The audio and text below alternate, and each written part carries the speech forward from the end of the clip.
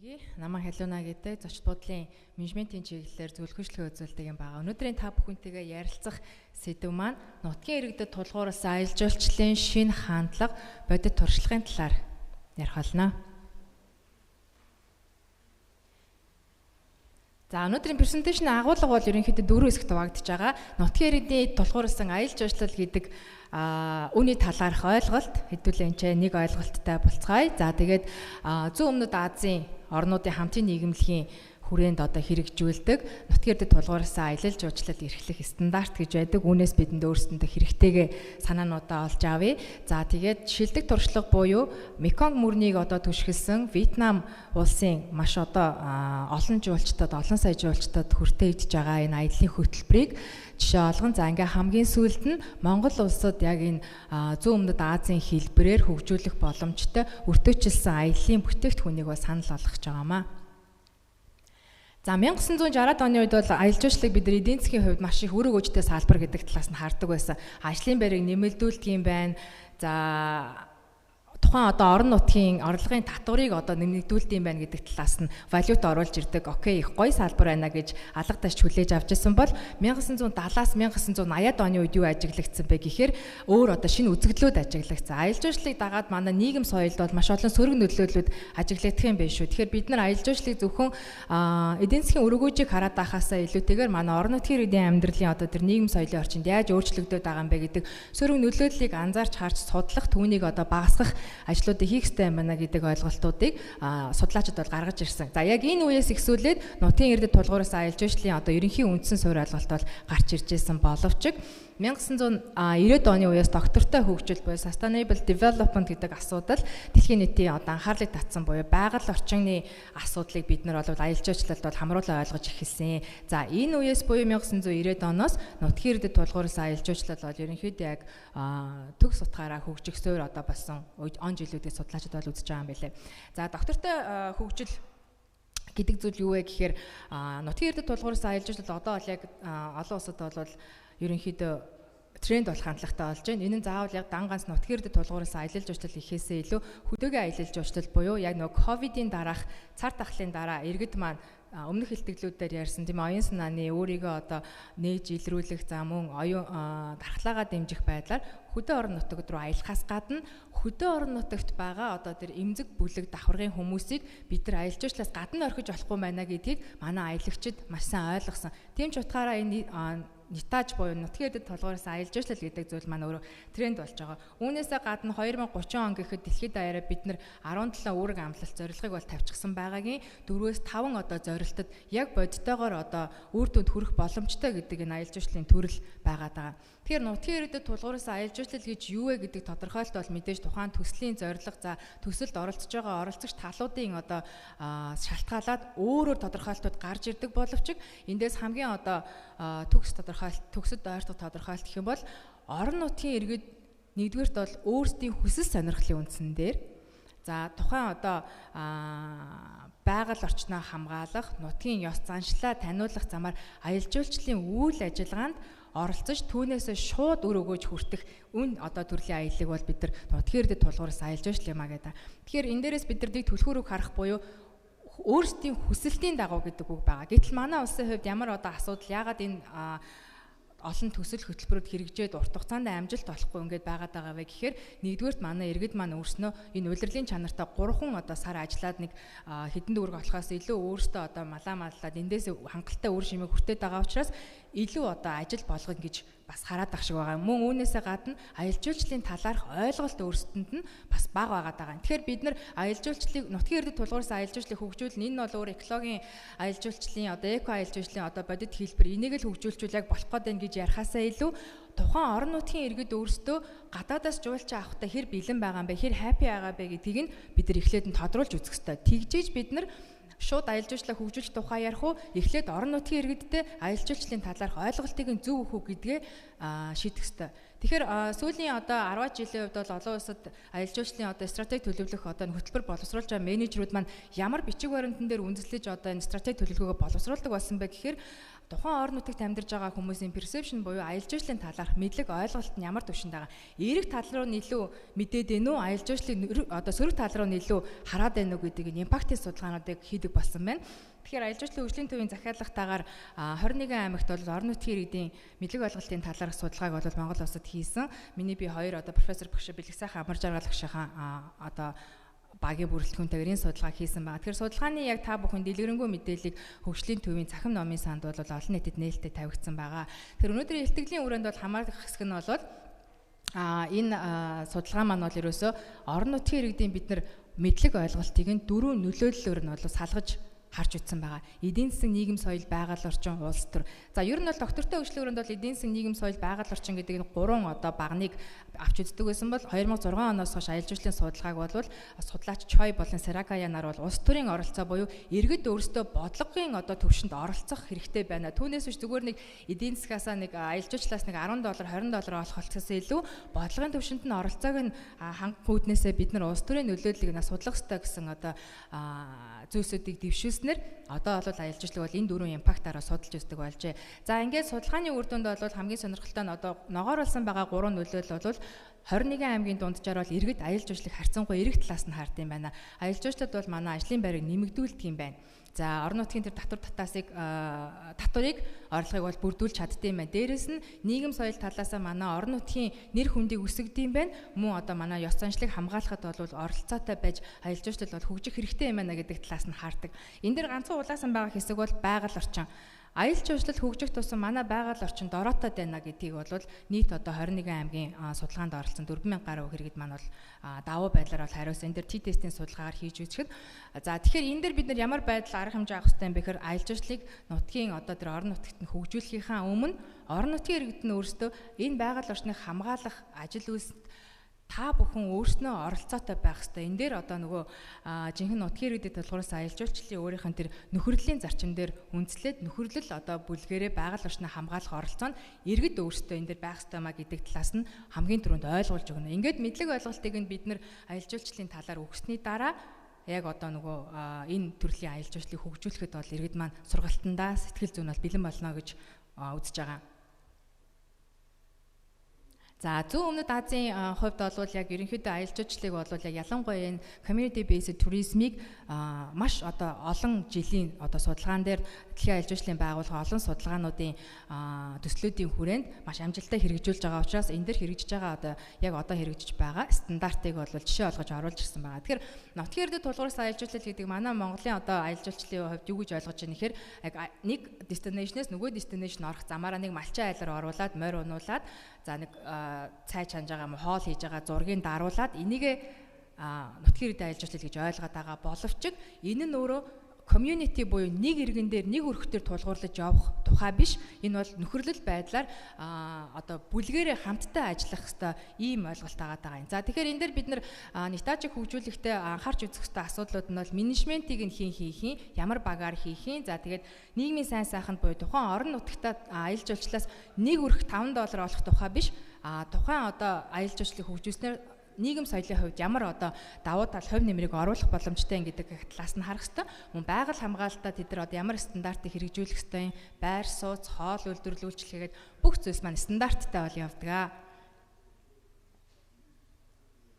За хамгийн нэгдүгээр бол удирдлага зохион байгуулалтын хувьд бол зүүн өмнөд Азийн улсуудын хувьд бол нөхөрлөл байдлаар явж байгаа энэ дээрээс бид нар жишээ олгож харах юм бол за магадгүй 10 айл 20 айлаар нийлээд нэг нөхөрлөл болд. Энэ дундаасаа яг энэ менежмент авч явах одоо гишүүдээ өөрсдийнхөө одоо тэр сонгуулаар сонгодог гэсэн. Хамгийн дээд талаа 5 жил болоод гишүүдээ ингээд солио явдаг. Илүү одоо сайжруулаа явдаг. За тэгээд үнэхээр яг нутгийн иргэдэд тулгуураас аялал жуулчлалын бүтээгдэхүүнд оролцож байгаа, хөтөлбөрт оролцож байгаа айл болгон за хүн болго өөр өөртөө гэсэн одоо ажлын байрын тодорхойлолт хүн болго өөр өөрийн гэсэн орлогыг бүрдүүлэх нь тодорхой одоо бичигдсэн байдаг. За нийгмийн сайн сайханд оруулахын нэмэр буюу нутгийн иргэдэд тулгуураас аялал жуулчлал маань зүүн өмнөд Азийн хувьд ерөөсө ёс бус аялал жуулчлал буюу секс туризм, алкогол туризм зэрэг одоо ёс бус аялал жуулчлалыг дэмждэггүй зөвхөн одоо энэ тэгш эрхийг хангасан за байгаль дээлтэй энэ төрлийн аялал жуулчлал хувь нэмэр оруулахаас гадна орон нутагта за нэг усны хангамж те эрүүл мэнд боловсролыг дэмжсэн энэ байдлаар бол аялал жуулчлалыг бол эрхэлж явуулдаг гэж. За байгаль хамгааллын стандартын хувьд яадаг вэ гэхээр эдийн засгийн хувьд иргэд өр өгөөж хүртнэ. Ингэснийхэн хариуд буцаагаад нөхөрлөл маань өөрөө тэр аялал жуулчлалаас орлож байгаа орлогоороо тодорхой хэмжээний фанд буюу санг буцаагаад байгаль хамгаалах тэр одоо үйл ажиллагаанд зориулж авах хэрэгтэй байдаг. За энэ дээр болохоор зэрэг Зүүнмэд Азийн жишээг ярьж байгаа боловч би хажуу талд нь яг сая илтгэлийн өмнө тэрэлж орчмын цанжин болдог орчмын 3-4 айлуудаар орж сонирхож үзсэн. За энэ дээр ямар байдалтай вэ гэхээр яг орон нутагт хэрвээ дангаараа аялал жуулчлалыг одоо энэ малчин айлын аялал жуулчлалыг хөгжүүлэх гээд байгаа бол айл яг өөрөө морио онуулцдаг, цаагаа чана уламжлалт ёс заншлыг харуулцдаг боловч тухайн айл руу очих гэж байгаа зам нь өөрөө энэ одоо хог хаягдaltaй замын хажуугаар гараа явж байгаа. Тэгэхээр Зүүн Азийн орнуудын хувьд болохоор энэ хог хаягдлыг яаж шийддэг вэ гэхээр нэгдүгээр тэр санг бүрдүүлдэг аялал жуулчлалын орлогоос, хоёрдугаарт нь за хог хаягдлыг бол хамгийн бага байлгах, за хатуу хог хаягдлын 3 арын зарчмыг буюу хог хаягдлыг бууруулах, за дахин одоо ашиглах мөн боловсруулах гэсэн 3 арын зарчмыг бол аялал жуулчлалд бол хэрэгжүүлдэг байхan. За тэгээд нутгийн иргэд өөртөө одоо жуулчтайгаа хэр одоо харилцаа холбоо сайн байх юм бэ? Яаж тэр communication effect-ийн үр дүнтэй байлгах юм бэ гэдэг талаас нь бас стандартаараа зааж өгсөн байдаг. Жишээлх юм бол яг энэ эрүүл ахуй аюулгүй байдлын стандартыг бол мэдээж хамгийн түрүүнд одоо хангаж өгөх ёстой. За Монголын жишээгээр болох юм бол морь унах зааварчилгааг бол өгдөг малчин айл бол маш цөөхөн байдаг бах гэж бодож байна. За тэгээд хамгийн гол нь одоо нөгөө жуулчид өөрсдөө энэ дэр гар бие оролцох боломжтой активитинуудыг бол хөгжүүлсэн байх ёстой гэж үздэг. За Зүүнмэд Азийн нутгийн эрдэнэ аялал жуулчлалын стандарт төр хүчтэй бол ямар шаардлага тавьдаг вэ гэхээр гадаад хэлний мэдээж мэдлэгээс гадна тухайн одоо өв соёлыг мэдэх мэдлэгээ шалгуулад түүнийхэн дагуу гэрчилгээ авдаг. Гэрчилгээнийхэн дагуу орон нутагтаа гайдын үйлчлэгээ явуулдаг гэсэн. Түүнээс яг нөгөө тэрний хүүхэд нь хотод сурж агаад ирсэн жоохон хилтэй ингэсэн орон нутагтаа ингээд хөтөж тайлбарлагч хийгээ явцдаг гэсэн ийм байдлаар бол явах юм бол энэ урт хугацаанд бол өргөж болчихж байгаамаа. За тэгээд орон нутагт 10 жуулчин тутамд нэг орон нутгийн гайд байхаар бол тогтоож өгд юм байна. За хоол үйлдвэрлэл үйлчилгээний хувьд бол энэ дэр хэрвээ жуулчдад хоол үйлдвэрлэл үйлчилгээгээр одоо үйлчилгээ үзүүлэх гэж байгаа бол өдөрт одоо үйлчлэх 3 хоолны ядаж нэг нь үндэсний одоо хэм маягийг шингээсэн хоол байх хэвээр. Дээрээс нь одоо малчин айлуудаар ажиглагдах юм бол үн болон одоо хоолны меню тодорхой бус байдаг. За завтай сайхан байвал гой бууз хуушраа хийчдэг. За үгүй байхan бол гурилтай шүлгээс игээд өчтдөг ч юм иймэрхүү байдаг учраас хоолны меню болон үнийн сонголт бол маш тодорхой байдаг. Мэдээж эрүүл ахуйн хүнсний аюулгүй байдлын стандартыг бол мөрдөж ажиллана гэж. За байр суцны хувьд бол өдөр тутмын цэвэрлэгээд. За байр суцны хувьд бол жуулчдад хэрвээ яг үйлчилгээ явуулж байгаа бол яг жуулчид зориулсан стандартыг хангасан байр суц бол байх ёстой. За нөгөө хэрвээ жуулчин өөрөө үнэхээр хүсээд шалан дээр мишокод дэвсээд би яг энэ ч унтмаар ана гэж өөрөө хүсээгүй бол энэ дээр байр суцны үйлчлэгээ тусна хангаж өгөн. За мэдээж нөгөө байр суцны үйлчлэгээн дээр бол маш олон төрлийн стандартууд тавигдахын зэрэгцээ өдрөө болгон одоо цагаан хэрэглэлийг угаах хэрвээ жуулчин өөрөө хүсэх юм бол угаах боломжтой байх.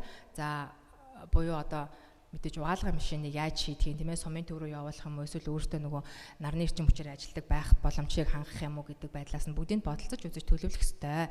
За энэ дээрээс хамгийн сонирхолтой Зүүн Азийн стандартаараа зэрэг гэрт жуулчид байрлаж байгаа гэрт заавал гарч идэн байрлуулна гэдэг юм байлаа. Бас нөгөө аюулгүй байдал талаас нь. Тэгэхээр иймэрхүү жижиг деталуудыг бид нар мартахгүй яг нөгөө хангаж өгөх ёстой. За жишг хөтөлбөрийн тал дээр болохоор Дэлхийн аялал жуулчлалын байгууллага 2015-аас 2020 онд Меконг мөрний одоо яг түшгэлсэн Зүүн Өмнөд Азийн орнуудын аялал жуулчлалыг хөгжүүлэх одоо жишг хөтөлбөрүүдийг боловсруулж өгсөн байдаг. Үүний дагуу нутгийн иргэд аялал жуулчлалд бүр нэг бүрчлэн одоо point бүр дээр нутгийн иргэд эндээс шууд өрөөгөөж хүртчихэдэг маш одоо боловсронгуй хөтөлбөрүүд байдаг. За гэхдээ бид нар энэ дээрээс юу харах хэрэгтэй гэхээр нутгийн иргэд тулгуурласан аялал жуулчлалыг за TripAdvisor болон хөгжиж буй орнуудын импортыг дэмжих төв гэж байдаг CBI гэдэг. Энэ байгууллагаас хийсэн судалгаан дээрээс юу харагддаг вэ гэхээр нутгийн иргэдийн тулгуурласан аялал жуулчлалыг бол хэтэрхий урт хугацаанд байх юм бол уйтгартай болцдог учраас богино хугацаанд ер нь бол өдрийн аялал байхад бол хангалттай байдаг. За максимум нь 3 хоногор ч юм уу. За үнэхээр сонирхолтой байгаа судлаач байдаг ч юм уу. Тэр үед бол олон хоногор байж болно гэж үздэг. Тэгэхээр өнөөдрийн презентацийн дээр болохоор би яг Вьетнамд хэрэгждэг нэг өдрийн Меконг мөрөнгийн аяллаа хөтөлбөрийг одоо харуулж байгаа. Тэгэхээр энэ одоо өртөөжилсэн аялал дээр яаж нутгийн иргэд маш шууд өрөөгөөж хүртдэг вэ гэхээр за энэ өдрийн аялал учраас accommodation бол яг нутгийн иргэд бол хангаж өгөөгүй, хотелоосоо хөдөлдөг. Яг миний одоо өөрийн оролцож байсан аяллаа хөтөлбөр байгаа. За нэгдүгээрт болохоор зэрэг энд моторт заваараа бид нар Вьетнамын одоо яг Меконг мөрөнгийнхаа нэг жижиг арал руу хөдөлж байгаа. Яг тэнд бол ингээд манай Монгол шиг одоо яг энэ дунд говьд байгаа шиг баялаг үүх түүх ингээд одоо тэр зүйлс бол маш тутмаг. Зөвхөн байгаа тэр байгалийн нөөц нь Меконг мөрөн тэгэл болоо. Гэхдээ энд бүр хизээч мартагдахгүй маш сонирхолтой одоо тэр өөрсдийг нь оролцуулсан хөтөлбөрүүдийг ингээ хамарсан жишээ байгаад байгаа юм. За ингээ мотор цаваар бол эхний цэг дээр очиод за энэ дээр нөгөө нэг нутгийн дууч мөсгөө дуулаад хөгжим тоглож байгаа юм.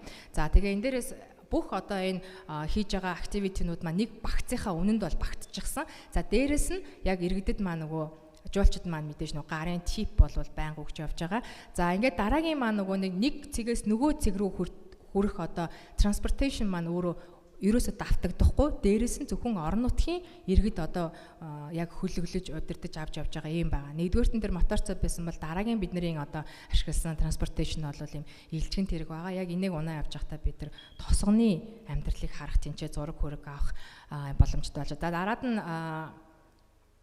халуун орны жимснүүдийг амтлах. За энэ нэг юм халуун орон учраас юм рефреш их цэг байрлуулж байгаа. За үүний дараа сүвнэр гар хийцийн цэг дээр очиж худалдаа намаа хийж байгаа. За тэгээд энэ болгон дээр бол мэдээж яг орон нутгийн иргэд өөрсдөө худалдаа хийж байгаа. Тэндээс нь шууд орлогоо өөрсдөө хүртээ явж байгаа. За тэгээд дараад нь бол энэ могой өөр одоо сонирхолтой халуун орны амьтдтай зургаад харуулах. За лаанчин дээр болохоор зэрэг бид нар энэ дээр юу анхаарах вэ гэхээр үйлчилж байгаа хүмүүс маань нэг удаагийн нөгөө бэлитэй яг жуулчинд үйлчилгээ үзүүлэх байгаа бол бүрэн бэлтгэгдчихсэн. За нөгөө үсээ ингээ хойш нь боочгсон, дөрөм товц өмсчихсэн, эрүүл ахуйн шаардлага стандартаа хангасан үндэсний хоолоор бол үйлчилнэ. За үүний дараа бол нөгөө Вьетнам ирээс айгүй алдартай байдаг. Тэгэхээр ирээс хийх процессд нь жуулчдыг өөрсдийг нь оруулаад яг өөрийнх нь хийсэн ирээсийг нь нүдэн дээр нөгөө яг зориултын тэр нөгөө хайлтг гой цаас байдаг шүү. Тэрэнд нь боогод ингээд өгөө явуулахар бол маш happy тэрийг төлбөрийн төлөөд 10-20-оор нь аваа авчиж байгаа. Тэгэхээр иймэрхүү байдлаар ингээд хамгийн сүүлд нь бол ингээд өөр жижиг заваар буцаад автобус руу авч. За иймэрхүү байдлаар бол бид нар аялал жуулчлалыг бол өртөөчилсөн. За дээрэс нь нэг өдрийн ганцхан өдрийн аялал жуулчлал маш олон айл өрхүүдийг нэг дор ингээд хамруулах. Нэг хүн бүгдийг төгсөх боломжгүй угаасаа тийм ээ. Дээрэс нь нутгийн иргэдийн аялал жуулчлалыг хөгжүүлж байгаад энэ ч 10 өрхийг оруулж ирчээд 10 өрхөд яг адилхан бизнесийн санаа өгөөд за яг та нар энийг ингээд сурчих юм бол та нар жуулч авах боломжтой шүү гэд гаргаснаас илүү 10 өрхийгөө бид нар за системд оруулаад танаа дээр морь унуулна. Ягаад гэвэл танах морь унуулах хөтөж боломжтой хүний нөөцтэй учраас гэдэг юм. Энэ нөгөө нэг айлуудынхаа нөөц боломжн дээр тулгуурласан, өртөөчилсөн ийм нэг бүхэл одоо бүтээгдэхүүнийг бид нар орон нутагт хөгжүүлэх хэрэгтэй. За тэхийн тулд бид нар эдгээр одоо таван алхмуудыг бол авч хэрэгжүүлэх хэрэгтэй байгаа. Нэгдүгээр төлөвлөх. За төлөвлөх гэдэг нь юу хэлж байна вэ гэхээр тухайн одоо CBT-гийн үйл ажиллагаа, нутгийн иргэдийн аялал жуулчлалын үйл ажиллагаа явуулах гэж байгаа бол танах хэр цар хүрээтэй, ямар үйлчилгээтэй байх юм бэ гэдэг эхлээд тогтно. Түүнээс биш зүгээр нэг малчин айл суучаад танах жуулч авдаг хүрээд иргээл нэг бол 10 жуулч ирээл, нэг бол 40 жуулч ирээл ингээд дүүч ирэхээр ингээд бүх сэргэх зайг үйлчилгээгээ бүрэн хүргэж чадахгүй юм болчдөг учраас хамгийн түрүүнд өөрийн capacity багтаамжаа өөрөө үзүүлэх одоо үйлчилгээний цар хүрээгээ тодорхойлоод түүндээ тохирсон бүтээгдэхүүнийг бол хөгжүүлэх ёстой. За үүний дараа бол ажлах хүчнийг бэлтгэнэ. За нэгдүгürt бид нар үйлчилгээ бид нар бол байр сууцыг чадахгүй манд боли яагаад гэвэл цагаан хэрэглээ угаах боломж алга гэд хэрвээ орхигдуулж байгаа бол үүний дараа бид нар яг ямар үйлчилгээнд дээр тулгуурлаж байгаа тэнд хідэн хүний нөөц юу хэрэгтэй болж байгаа юм бэ гэдгээ бид нар сонгоно гэсэн. Түүндээ зориулсан мэдээж сургалтыг төлөвлөх хэрэгтэй болж байгаа. За тэгээд зах зээлийн судалгаа гэж байгаа. Бүтээгдэхүүний хөгжүүлэхийн наан бид нар зах зээлийн судалгаагаа хийх юм бол илүү үр дүнтэй байгаад байгаа юм. За яг ямар бүтээгдэхүүнийг бид нар хэн санал болгох юм бэ гэдгээ мэдхийн тулд за хөгжиж буй орнуудын импортыг дэмжих сангийн төвийн одоо өгж байгаа зөвлөгөө юу байгаа вэ гэхээр Европын одоо зах зээл дээр хийсэн судалгаан дээр community based туризмыг харьцангуй нэлээд одоо хөгжсөнгүй улсын иргэд өөрснийгөө одоо эргээд дотоод руугаа өнгөх, өөрийгөө хөгжүүлэх одоо өөрийгөө олж мэдэх, үр хөвгтөө одоо илүү өөр өнцгөөс нь хөгжүүлэх талаар энэ одоо төрлийн аялал жуулчлал маш их хэмжээний мөнгийг зархад бэлэн байд юм байна. Нийт судалгаанд хамрагдсан хүмүүсийн 3-ны 2 нь нутгийн иргэдийн аялал жуулчлалыг одоо бол аялахад бэлэн байна буюу зуны аялалдаа одоо Европын жуулчдад харьцангуй өндөр төлбөр төлдөг буюу 2,000-аас 3,000 еврогийн зардлыг бол ингээд өгөх боломжтой. За энэ хүмүүс юу хүсдэг вэ гэхээр нэгдүгээр одоо жижиг бүлгээр аялдаг. масс одоо гэхээсээ илүүтэйгээр яг юм гэр бүлийн хүрээнд аялдаг, хүүхдүүдтэйг аялдаг учраас бид нар хүүхдүүдэд зориулсан арга хэмжээ ивент байх хэрэгтэй гэдгийг анхаарах хэрэгтэй. За дээрэс нь үзүүлбэрээс туршлага руу шилжиж байгаа учраас яг нөгөө за энэ сүдэ цай энийг уу гэж хэлэхээсээ илүү маа энийгээ бариад ингээд цайгаа чанд юм аа ингээд үнийгээ саадах юм аа гэдэг өөрсдийг нь оролцуулсан энэ хөтөлбөрийг бол санал болгоно гэсэн үг. За ингээд үүнийхээ дараа бид нар хинд одоо ямар үйлчлэгээ үзүүлэхийг хинлүү чиглэх вэ гэдгээ сонгосныхаа дараа тэндээ одоо тэр хүнийхээ персонад нь таарсан бүтээгдэхүүнийг бол хөгжүүлэх хэрэгтэй байна гэж. За бүтээгдэхүүнийг хөгжүүлнэ гэдэг маань бид нар эндээ нэг амар сүртэй бодох шаардлагагүй. Яагаад гэвэл бид нар өдөр тутамдаа малчин өрхөд маань хийж байгаа үйлдэл нь өөрсөнд нь өдөр тутамдаа хийдэг учраас нэг тийм онцгой содон санагддаггүй. Гэтэл тэрийг хизээж харж байгаагүй хүмүүст маань ганц гаргаж ирээд татхад хүртэл тэр нэг сонирхолтой зүйл агаад байгаа. Тийм учраас хийдэг одоо тэр нутгийн иргэдийн оронцлогийг одоо шингээсэн дунд говьд байгаа. Саяны тэр Вьетнамын аялын жишээгээр бол тийм ээ урлагийн тоглолтын дээр нь ямар боломжууд байгаа юм. За тэрийгээ бид нар ямар айлын хин хэнийг оролцуулах юм. За сая буяа гişэ хэлдгэр ямар одоо нөгөө өрхүүдийг оролцуулах гэдгээ маш зөв төлөвлөх хэрэгтэй.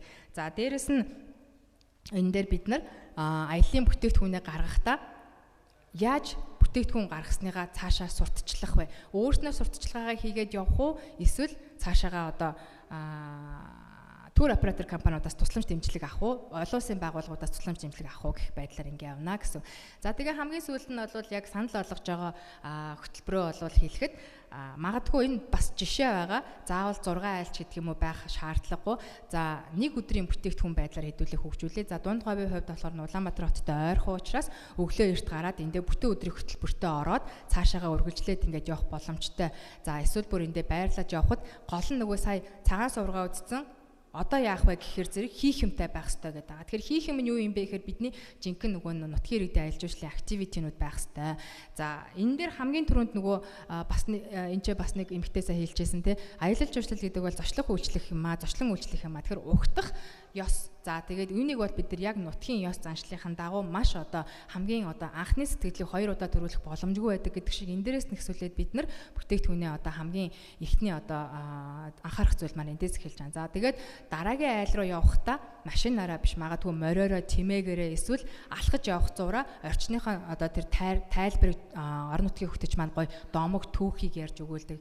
Жуулчид ерөөсөө яг сая бас Баянбаатар хашийн лекцэн дээр ихтгэл дээр гарч байгаа шиг ерөөсөө түүх background буюу тэр ард нь ямар түүх яваад байгаа юм бэ? Ямар одоо уламжлал яваад байгаа юм бэ гэдэг нь маш сонирхолтой байдаг учраас энийг баяжуулсан одоо тэр түүхийг цаг хугацаагаа хэмнэх үүднээс нэг одоо өрхөөс нөгөө өрх рүү дамжих замдаа ингээ хөтөлбөрийг баяжуулаа яриад явж болж байгаа юм. Гол нь хэлэх гээд байгаа санаа маань нэг орон нутагт нутгийн иргэдийн нэг одоо бизнес модель хөтөлбөр байхаасаа илүү олон өрхийг одоо хамруулсан. За магадгүй эхний айлд бол хөрхөн октод элбэгтэй байдаг бол тийм ээ октодоор нутах үйлчлэгийг нь үзүүлээ. За нүүдэлчин ёс ахуйгаа мэддэг ахмадууд ихтэй айлда тэр одоо үйлээ үзүүлдэг тийм ээ. За дээрэс нь ирчүүд олон хүүгүүдтэй айлд байдаг бол за Монгол гэрээ бүр угсрах ажилд нь тэр айлыг бүр specialize болгож бэлтгэдэг ч юм уу. Ингээд танаас хамааралтай манай нутгийн брэнд бүтээгдэхүүн явж байгаа шүү гэдэг утгаараа энэ ч хариуцлагын тогтолцоо илүү өндөр болно. Дээрээс нь гарах үр дүн урт хугацаанд бас доктортой байх боломжтой юм а гэж. За ингээд нөгөө гаргасан хөтөлбөр дээрээ орон нутгийнхаа тэр онцлог